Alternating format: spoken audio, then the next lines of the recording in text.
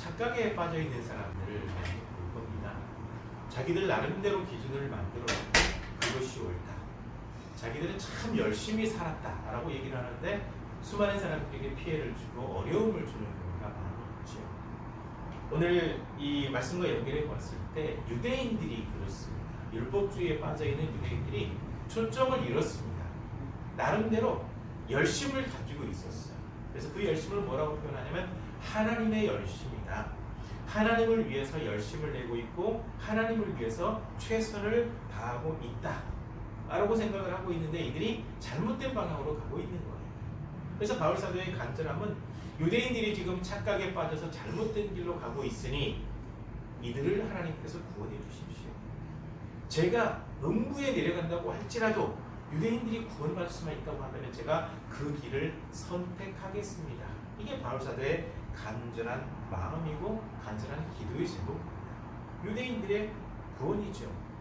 왜냐하면 이 사람들은 자기 자신들이 구원에서 멀어졌다는 사실을 몰라요. 그저 열심히 살고 있으니까, 우리가 하나님의 일을 열심히 하고 있으니까 하나님께서 인정하시겠지 라고 하는데, 이들이 열심히 내고 있는 것은 무엇이냐면 예수님 믿는 사람들을 잡아다 죽이는 데 앞장서고 율법주의로 많은 사람들을 현혹하는 데 앞장서고 있었다라는 겁니다. 그래서 바울 사도가 이 편지에 분명히 언급하고 있죠. 유대인들은 지금 올바른 지식을 따라가고 있는 것이 진리를 따라가고 있는 것이 아닙니다. 잘못된 길로 가고 있는 겁니다. 하나님의 뜻을 알려고 하지도 않고 오히려 자기들 나름대로 방향을 정해놓고 이것이 하나님의 뜻이다라고 이야기하고 있다는 거죠. 그래서 이 여기에서 굉장히 무서운 것 가운데 하나가 무엇이냐면요, 자기 나름대로의 기준입니다. 오늘을 살고 있는 신앙인들을 보게 되면 자기 나름대로의 기준이 있어요. 자기 나름대로의 기준은 무엇이냐면 자기 생각, 자기 경험이 들어가 있는 기준이거든요. 근데 하나님의 말씀과 일치된다고 한다면 별 문제가 되지 않겠죠. 그런데 그게 하나님의 말씀과 일치되지 않으니까 문제가 되는 겁니다. 근데 더 큰 문제는 뭐냐면 그렇게 하면서 하나님을 위해서 살았다는 거죠. 하나님의 일을 했다라고 이야기를 하는 겁니다. 그들의 말일 뿐 하나님의 말씀에 순종하지 않는 거죠. 그러니까 유대인들이 이렇게 된 이유 가운데 하나가 무엇이냐면 초점을 잃어버렸다는 거예요. 중심을 잃어버렸다는 겁니다. 구약에 대해서 누구보다 잘 아는 사람 하면 유대인이죠. 아주 어렸을 때부터 성경을 달달달 외울 정도로 교육을 시키니까요. 근데 그것을 해석하는 관점에서 초점을 잃어버리게 되니까 구약을 통해서 예수님 오시는 거 다 예언을 해놨고 그 예언대로 이 땅에 오셨는데 예수님을 버렸어요. 메시아로 믿지 않아요. 지금도 이들은 메시아를 기다리고 있어요. 그러니까 구약을 너무나도 잘 아는 사람들, 예언에 대해서 확실하게 믿고 메시아를 기다리고 있는 사람이 정작 메시아가 왔을 때는 믿지 않았다는 거죠. 이들이 유대인들입니다. 그러니까 초점을 잃어버린 거예요. 말씀대로 이루어진 사건을 볼 수 있는 눈이 없었던 거죠. 잘못된 방향으로 해석을 해버린 겁니다. 그러니까 말씀은 열심히 공부했는데 딱 이루어졌는데 안 믿어버린 거예요. 이런 일들이 참 많습니다. 열심히 기도해놓고 기적이 나타나게 되면 에이, 때가 됐으니까 그러겠지. 어떤 분의 얘기를 들으니까 강남에 있는 어느 교회 같은 경우는 기도하는 가운데 많은 기적이 나타나는 교회가 있다고 얘기를 해요. 근데 많은 사람들이 찾아오는데 흔히 기적을 체험하게 되면 교회에 머물러 있는다고 생각을 하잖아요. 근데 그분 얘기를 듣고 저도 많은 생각을 해보게 됐습니다. 너무 정신적인 문제, 그러니까 우울증이라든지 불안감 심해가지고 일반 치료를 이제 고치지 못해서 이제 기도하는 건데 치료를 받았는데, 치료받고 처음에는 너무 감격스러워서 신앙생활 열심히 하더니 한 달, 두 달 시간이 흘러가니까 어떤 얘기를 하는 거냐면, 내가 아플 대로 아파봤고 치료할 대로 치료해 봤는데 딱 때가 되니까 기도할 때 뭔가 그때 그냥 딱 타이밍이 맞았을 뿐이지 무슨 기적이냐라고 하면서 떠난 사람이 한두 사람이 아니라고 하더라고요. 그러니까 기도하는 가운데 하나님의 놀라운 역사는 분명히 있어요. 하나님의 말씀대로 믿고 기도할 때, 하나님의 말씀대로 순종할 때 놀라운 역사는 있어요. 역사는 있는데 정작 그 역사가 일어났을 때 믿지 않는 사람들이 있고, 꽤 많다는 거예요. 엄청 많아요. 근데 유대인들 같은 경우는 구약의 예언이 그대로 이루어졌는데 그것을 그대로 믿지 않아요. 예수님을 버렸어요. 십자가에 못 박아 죽여버립니다. 그 다음에 부활의 장면을 목격하고 와서 얘기한 경비병들한테 돈 주고 너네 못 봤다 그래 해놓고 시신 훔쳐갔다고 거짓말을 만들어서 터뜨려요. 이 정도로 잘못된 방향, 초점을 잃어버린 사람들. 그러니까 유대인들. 그래서 바울 사도는 이들의 구원을 위해서 정말 열심히 기도할 수밖에 없었다는 거죠. 그리고 그들의 율법주의가 잘못되었으니 복음주의로 돌아와라. 이 얘기를 바울 사도가 계속해서 할 수밖에 없었던 것입니다. 왜냐하면 율법의 마침이라고 하는 것은 율법의 완성인데 율법의 모든 조건을 충족시키는 사건이 예수님 십자가 사건이거든요. 피 흘림이 없은즉 죄사함이 없느니라. 율법의 가장 중요한 핵심이거든요. 피 흘림이 있어야 돼요. 근데 예수님께서 피 흘리심으로 구원을 완성하셨기 때문에 율법의 완성이다라고 얘기를 하는 거죠. 근데 율법의 완성이 이루어지기 전에 먼저 율법을 생각을 해봐야 돼요. 이 율법은 행위에 대해서 가르치는 겁니다. 해야 될 것과 하지 말아야 될 것을 분명히 구별을 해놓고 있습니다. 왜냐하면 행위를 가르칠 수밖에 없었기 때문에 그래요. 이 이스라엘 백성들이 이제 200만에서 300만 정도 큰 민족을 이루게 되었던 것은 70명에서 출발을 하거든요. 야곱이라고 하는 사람이 요셉이 이집트로 총리로 있을 때 가족들을 데리고 이집트로 이제 이민을 갔죠. 우리말로 하면 이민을 간 거예요. 거기에 가가지고 이제 굉장히 목축하기 좋은 고센 땅을 차지해서 살았어요. 그리고 여기에서 머물러 산 세월을 계산해 봤더니 430년이에요. 그러니까 430년 동안 이방 민족 속에서 살았단 말이죠. 근데 이 이방 민족 이집트라고 하는 나라는 굉장히 강대국이고 신이 많아요. 하나님께서 10가지 재앙을 내릴 때 이 10가지 재앙은 그들이 믿는 신과 다 연결이 되어 있거든요.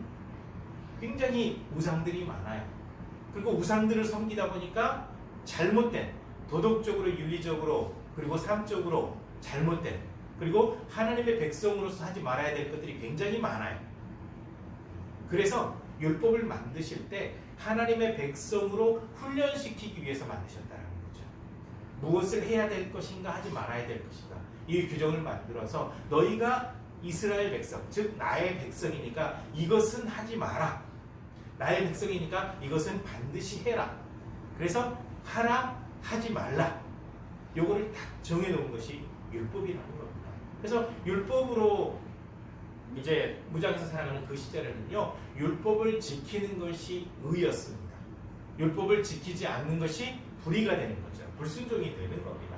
그래서 행위를 계속해서 볼 수밖에 없는 그런 상황이 됐는데 원래 하나님께서 주신 이 율법이라고 하는 것은 그렇게 많이 어렵지가 않아요.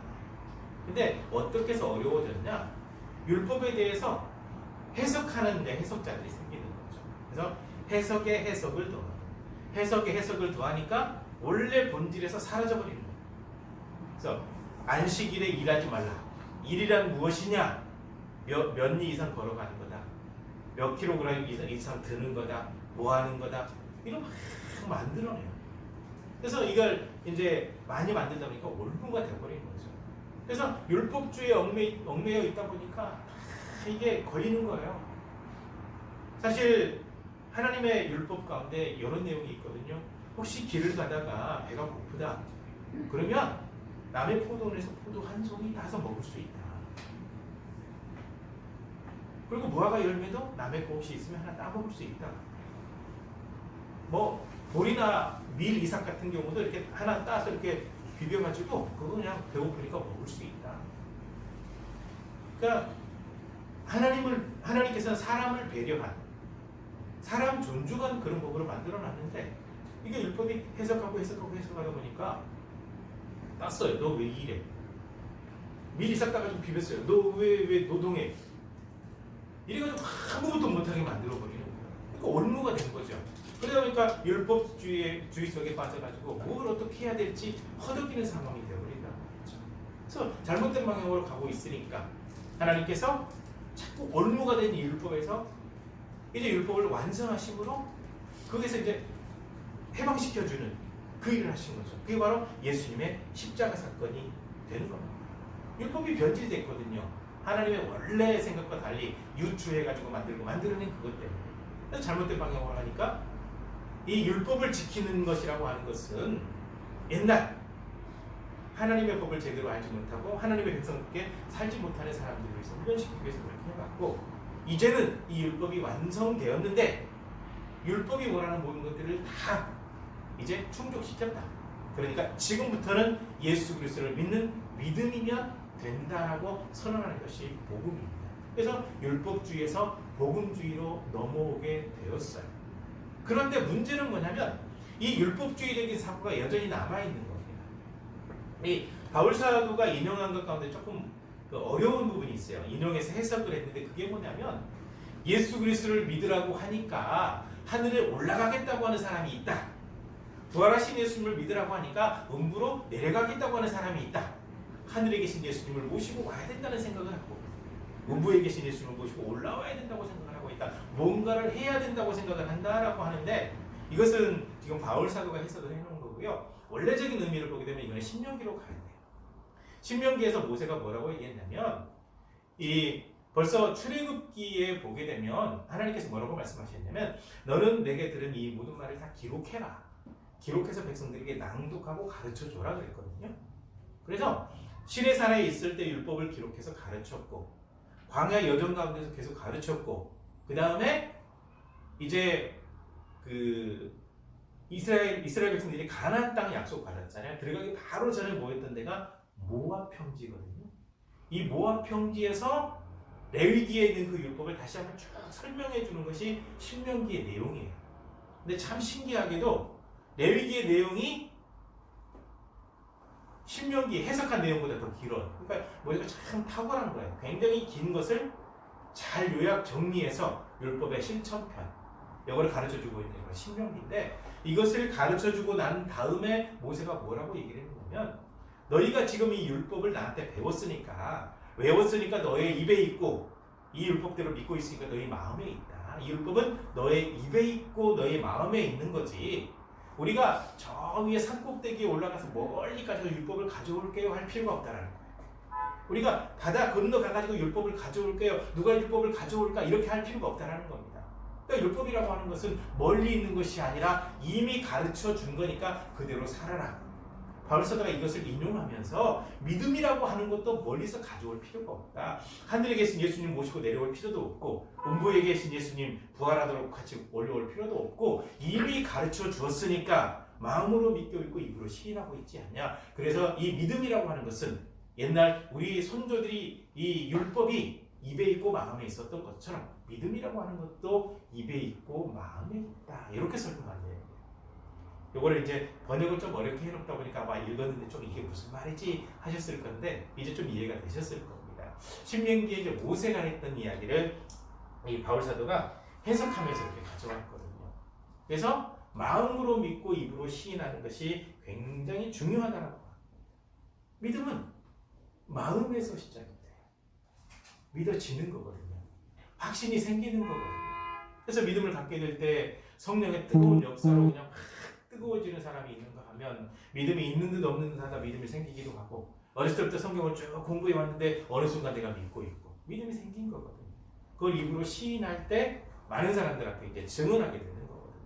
그래서 마음으로 믿고 입으로 시인하는 것, 이것이 바로 믿음이다. 멀리 있지 않다라는 겁니다. 그러므로 우리에게 가장 중요하게 얘기하고 있는 것은 무엇이냐면, 마음으로 믿는 것을 입으로 시인할 줄 알아야 된다는 거예요.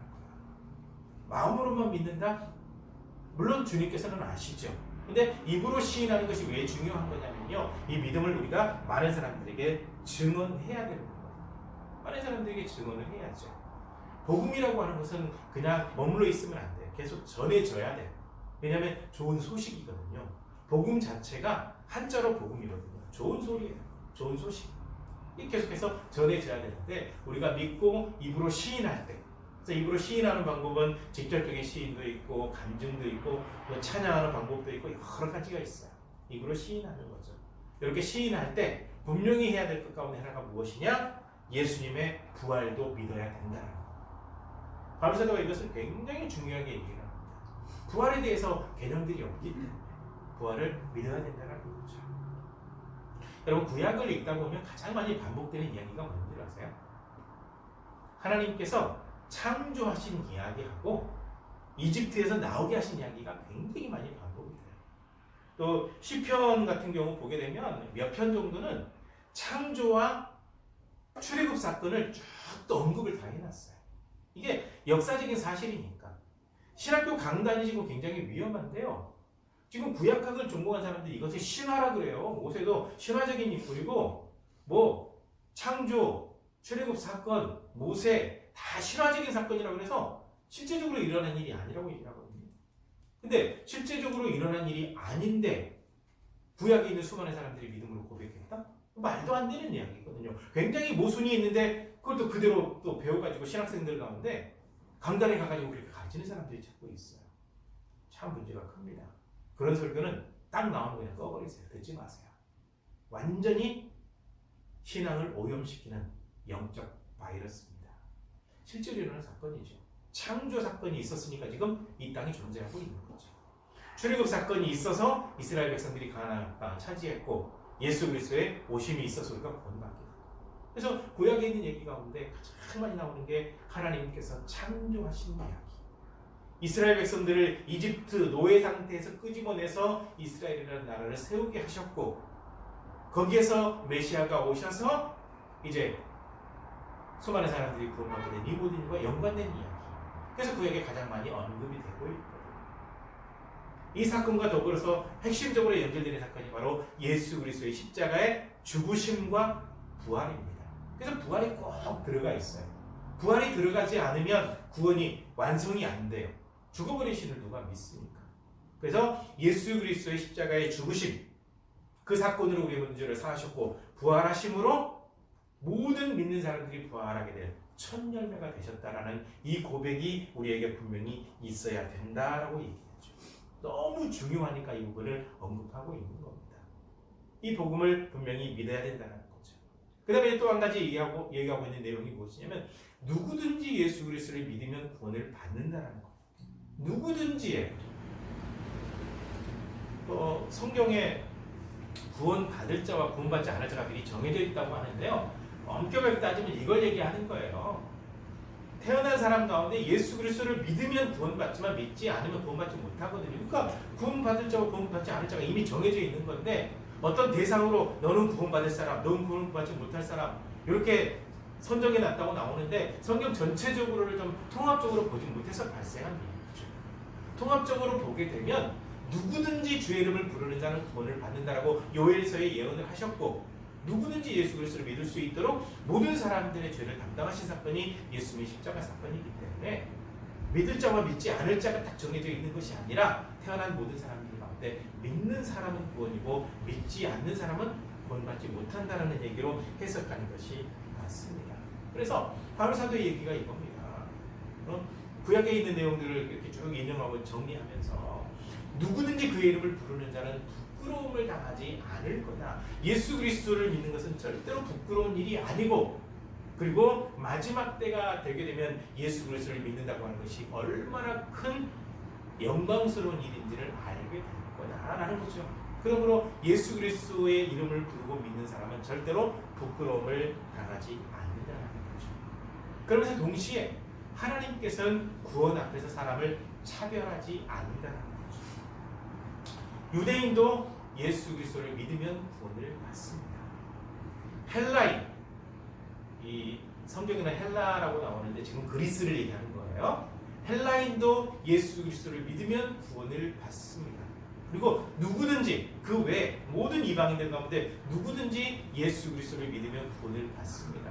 그러므로 마지막 때에 구원을 받을 만한 사람들이 굉장히 많을 거다 라고 성경에 분명히 언급이 되어 있습니다. 그게 어디 나오냐면 요한계시록에 나와요. 요한계시록 7장에 보게 되면 유대인들 가운데 구원받을 사람들 각 지파별로 12,000명씩 14만 4천 명이 나오거든요. 이거는 자꾸 신천지 때문에 이걸 자꾸 언급을 하게 되는데 14만 4천 명만 구원받는다고 할 때 이거는 전 세계 인구 가운데 아니에요. 성경을 잘못한 거예요. 유대인들 가운데 구원받을 사람이 남자만 14만 4천 명, 여성은 언급되지 않았어요. 왜 이렇게 언급을 했냐? 유대인들 가운데 믿지 않는 사람들이 너무 많거든요. 지금도 유대인들 가운데 안 믿어요. 믿는 사람들이 있긴 있어요. 근데 많지 않아요. 안 믿는 사람들이 훨씬 많아요. 그래서 유대인들 가운데 구원받을 만한 사람이 14만 4천 명밖에 안 되는 거지. 전 세계적으로 14만 4천 명이라고 한다면 이건 굉장히 심각하죠. 우리나라 지금 기독교 인구만도 지금 몇백만인데 14만 4천 명만 구원받는다고요? 말도 안 되는 얘기예요. 성경을 잘 몰라서 하는 얘기예요. 그건 유대인들만. 그 뒤에 쭉 가게 되면 그 외에 굉장히 많은 무리가 있다라고 나오는데 유대인들 빼고 나머지 무리를 얘기하는 거예요. 이 세계화에 믿는 사람들. 그러니까 구원의 이 조건 앞에서는요, 반드시 예수 그리스도를 믿어야 되는 게 확실히 있어요. 그런데 누구는 믿어도 되고 누구는 믿으면 안 되고 이게 없어요. 누구든지 믿으면 돼요. 그래서 구원 앞에서는 차별이 없으시다라는 거죠. 그리고 모든 인류의 구원자는 딱 한 분이다 라고 못 박아두고 있어요. 요거는 지금 바울 사도가 굉장히 중요한 얘기를 했어요. 물론 하나님께서 바울 사도를 통해서 이 성경을 기록하게 했는데요, 너무너무 잘 해놓은 거예요.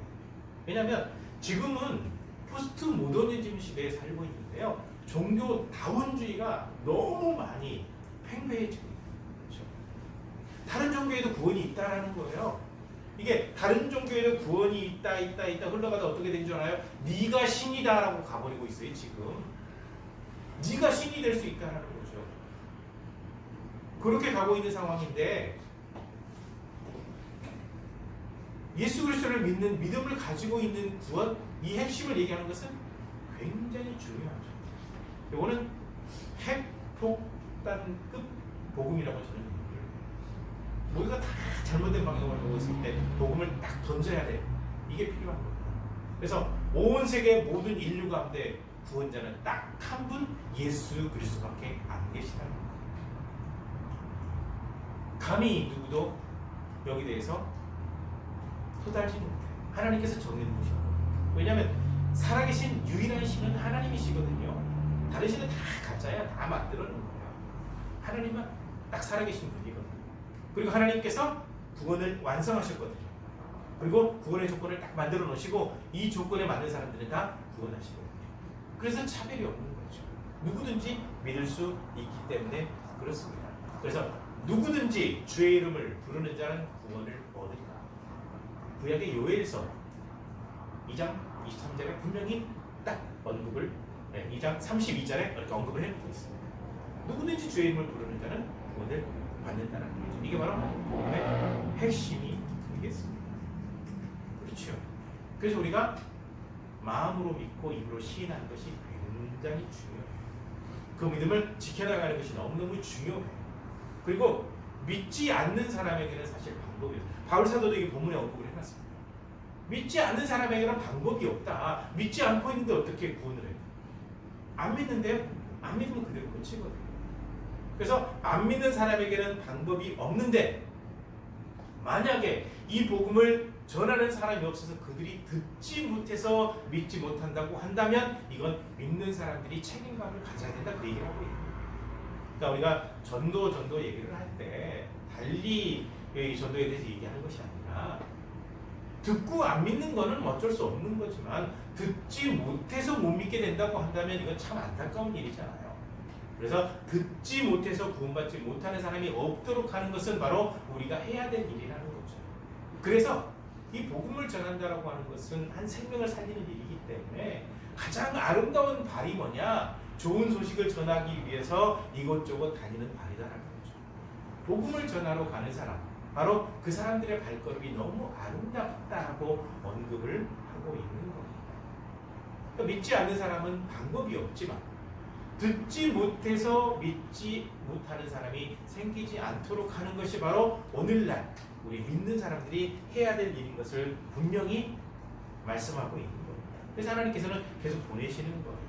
지금 현장 예배가 참 어렵지만 주일이면 모여서 예배드리고 영적으로 하나님과 교제하고 말씀을 듣고 영적으로 무장해서 가정으로 가고 회사로 가고 학교로 가고 사회로 가고 일터로 가고 여러 곳에 가는 거잖아요. 계속해서 보내시는 거예요. 그리고 수많은 믿지 않는 사람들을 다양한 방법으로 만나게 하시는 거예요. 왜요? 복음을 듣지 못해서 믿지 못하는 사람이 생기지 않도록.